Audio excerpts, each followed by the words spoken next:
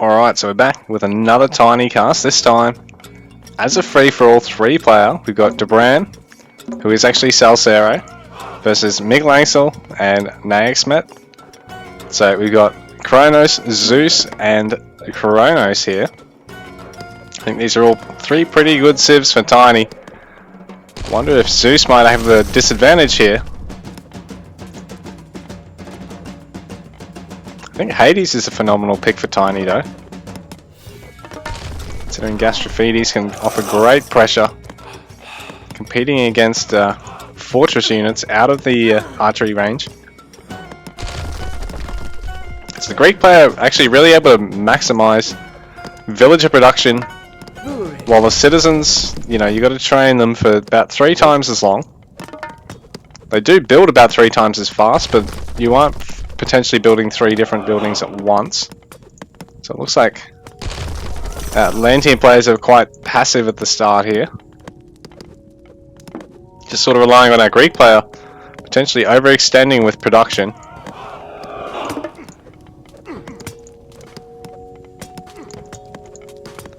So age ups all on the way, all of our players.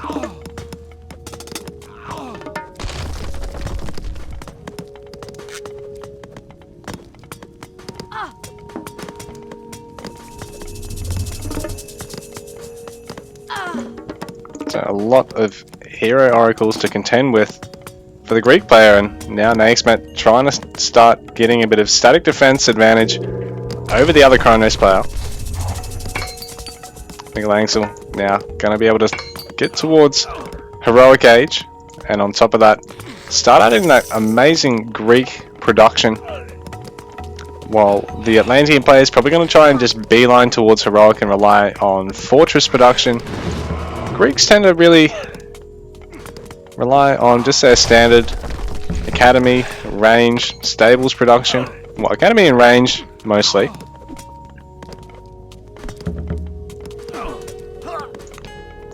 Well, yeah, the Atlantean players, they can really use the oracles as a bit of a free buffer, just dumping some of their favor in them. Not too much. You want to make sure you're going to heroic age with 8 favors, so when you finish your market, when you delete it, you can throw up a fortress immediately.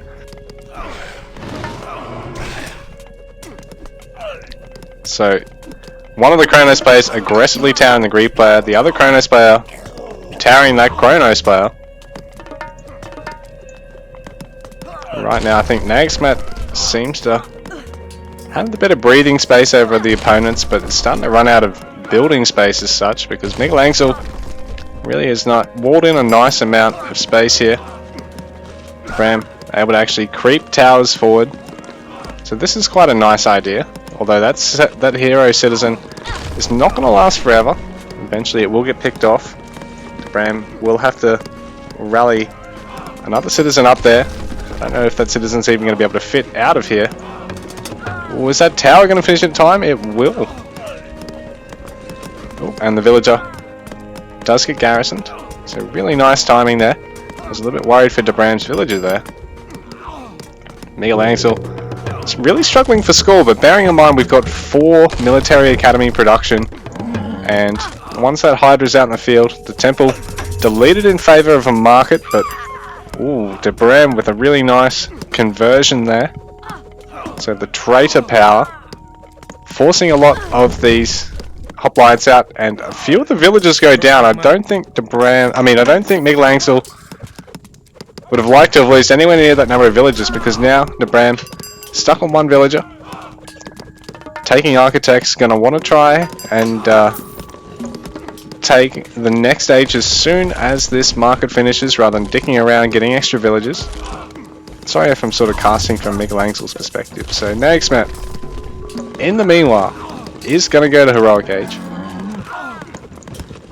and Debran I think already has the heroic age, having used the trader power, having the behemoth out. So Naexmet probably the one struggling most for tech at the moment, really sort of sandwiched into the corner right now. And Debran has this real nice edge of the map to himself at the moment, but Miguel Angel, a Greek player in a corner, is about as strong as an Atlantean player on a side, really. Both of those two positions seem to be really nice for their respective players.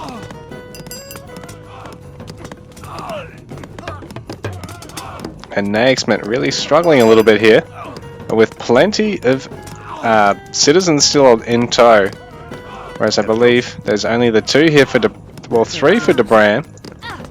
We've got 4 here for Naixmet. Bit of an advantage. I don't know if this palace is going to finish in time. Actually, Naixmet, yeah, has 5 citizens at this point, but I don't know what the go is with this. Just parking them over here when they could be garrisoned in the manor. Is Naixmet surrendering? I think Langsel's going to take Naixmet out at this point, because I think he knows he's got a better chance of securing this town centre than Debram does, but Naixmet, yeah, I think pretty much is just tapped out of this game. I was going to say, was going to rally the villagers into the manor and pull off something sneaky, like ferry them over here to get like a bunch of towers or a military production building, but seems just to sacrifice the settlement and a few of the settlers for no reason. Well, Debram really sort of stabilized, able to start working towards the next stage. Getting mythic now. Was going to try adding another armory, even creeping it forward so he can keep getting techs and keep safely adding towers or adding a corner palace, because if he can do so, you know, 2 fortresses are better than 1, 3 is better than 1, 3 is better than 2. If you can stay ahead on that lead, it can be quite phenomenal. Oh, and the Petropolis going to get whirled in. All these Greek buildings going to take a bit of damage here. A few of these towers will as well, though. You can see everything really leaning in. Oh, so all the towers there for Miguel Angel falling, but a few of the towers for Debram falling as well. Miguel Angel being able to use a quick heal. So these players aggressively using techs on one another. So we see a bolt there after a traitor on the Petropolis. A deconstruct. Implode, a lot of big techs being thrown out there. Naixmet still actually has units here, can still possibly make it back here. I mean, if somehow the citizens, oh, I think, yeah, Naixmet's really given up now. And it's well and truly over for him, unfortunately. But Debram and Miguel Angel, it's all going down, and lightning. Yeah, lightning and bronze used simultaneously. The Greek player now certainly has the advantage, but there is triple palace production. These fire siphons are really going to put the pressure on. The clock is ticking now for Miguel Angel. So Debram, it's looking great. More oracle spam. Hero oracles seem to somehow be the go-to unit, even though they are literally fucking useless. They're squishy, they don't do a lot of damage. You've got to take hero on them for them to even do damage. Need I go on? But I suppose they're cheap and they drain quick, and you're going to have an early temple anyway. But yeah, now triple palace production, so double fanatic, single fire siphon at this stage, but it may switch. Because bearing in mind, Miguel Angel has 5 barracks production, has plenty of armory upgrades as well. So burning pitch even being used. Does this benefit towers? I don't think it does. And Miguel Angel doesn't seem to have any ranged at the moment, but definitely has an melee advantage, I think. But there is stacks of towers here. Still up for Debram. He's got, well, let's have a look, eh? He's got 12 towers, well, 11 towers finished off, leading the temple in favour of better production. Going to get a 4th palace, going to defend the 3rd one, and he's now really started to clean up Miguel Angel's houses. But bearing in mind, Miguel Angel doesn't even have the unit population to have to worry about the houses falling at the moment. Doesn't have a lot of villagers out in the map, is taking heroes, so that's costing him valuable time to make villagers, because he wants to try and cram Petropolis out of the single fortress that he's got. So this is a problem, but when you're down on fortress counters, that you can't use one of them to produce heroes if you're Greek. You can't use one of them or two of them to produce melee units if you're Atlantean, for instance. You know, and here we go, we've got triple fire siphon. These will really be able to waste the structures now. In fact, they're even going to focus down the Petropolis first, and then some of the buildings. So Debram with 4 finished now, and even faster. Palace soldiers training.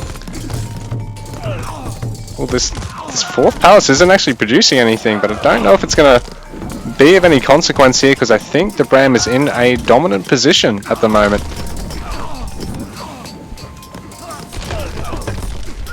So next, Matt, well and truly out of the game. No one's really decided to go for that second settlement yet. But now, Debram creeping forward with houses, creeping forward with towers, even pulling the rearmost towers forward with that reconstruction. And GG, Debram wins the game